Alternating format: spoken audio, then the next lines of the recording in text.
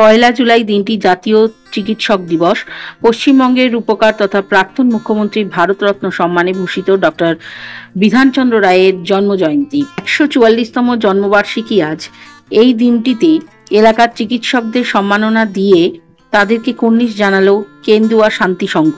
পাশাপাশি এই দিনটিতে থ্যালাসেমিয়া আক্রান্তদের জন্য স্বেচ্ছায় রক্তদান শিবির ও বিনামূল্যে চক্ষু পরীক্ষা শিবিরের আয়োজন করা হয়।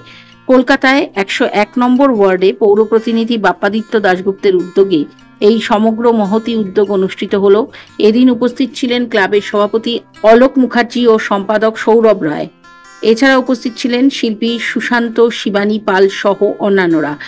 এদিন সকল রক্তদাতাদের কৃতজ্ঞতা ও ধন্যবাদ জানানো হয়।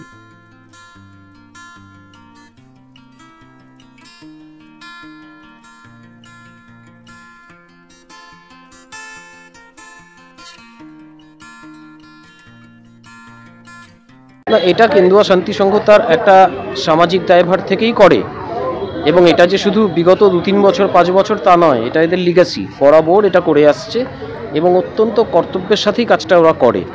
পাশে পুজো হচ্ছে, আমাদের পুজোর কাজ শুরু হয়ে গেছে 2 মাস আগে, কিন্তু এই জায়গাটাকে আমরা আটকে রেখেছিলাম, পুজোর মধ্যে নেইনি। আগামীকালই এটা খুলে এটা পুরো পুজো স্ট্রাকচার হয়ে যাবে। তো শুধু এই দিনটার কথা মাথায় রেখে এবং শতাধিক জন এখানে রক্তদাতা আসেন, প্রত্যেক বছর যারা দেন তারাই ঘুরে ফিরে আসেন। তো এটা একটা উৎসবের মতোই হয়।